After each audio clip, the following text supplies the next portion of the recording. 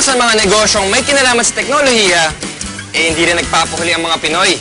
Tulad ng mga cellphone reloading station na talaga namang connect na connect sa kanilang mga suki. Sa panahon ngayon, isa na nga sa pangunahing pangangailangan natin ang cellphone. Kaya dapat lagi itong may load.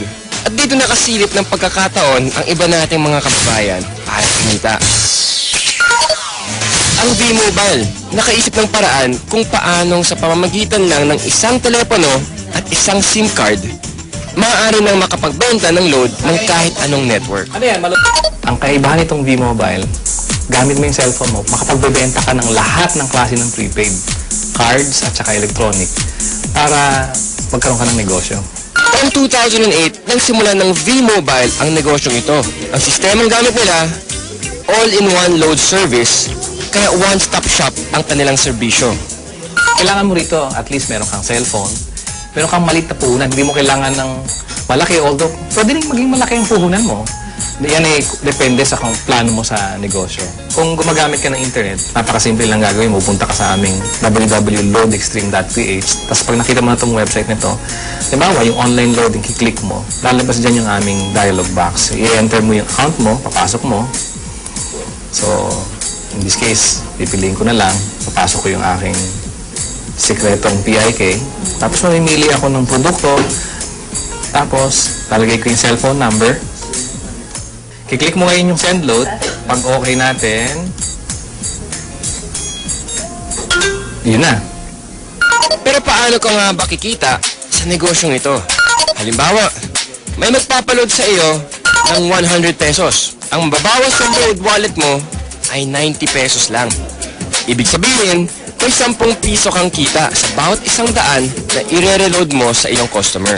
Kung kumikita ka ng 100 pesos kada araw sa pagre-reload, sa loob ng isang buwan, may kita kang 3,000 piso. Anip, tulad ni Peewee, na nakatuwaan lang daw noong una ang reloading business. Kasi nagulat kami, nung nag-start kami noon, magbabarkada lang kami. So every night magkakasama kami. Nakakatuwa. Nung 5 lang kami nagsimula, 5 members na kami. Kapatid ko, mga barkada ko. Tapos ngayon nagulat ako, yung 5 tao nagsimula niya. Ngayon, ano na kami, almost 100,000. So actually, nag-vlog pa siya na 100,000 members. Ayun, sa simpleng pagpindot-pindot lang daw niya ng cellphone, kumikita raw si Peewee ng mula 1,000 hanggang 5,000 piso kada linggo. Oh, ano pang hinihintay niyo mga kapartner? Oras na para ang hilig niyo sa paggamit ng cellphone, pakinabangan niyo rin at maging isang maliit na negosyo. Kung mas pinili mo na lang manatili sa bahay ngayong summer, narito ang isang kapaki-pakinabang na tip. At dahil mainit ngayon, alam kong hindi nyo maiwasan na gamitin ang inyong mga aircon. Ito ang isang tip para makatipid kayo sa pagkonsumo ng kuryente. Ilagay sa timer mode ang aircon at iset sa 2 hanggang 3 oras lamang. Pagkatapos nito, buksan ang ventilador para mapanatili ang lamig ng kwarto. May enjoy mo na ang lamig, makakatipid ka pa. O di ba? Pwede naman eh. Kaya mga kapartner, tandaan, dapat maging wais all the time. Ano ba masasabi natin? Wala akong masabi talaga.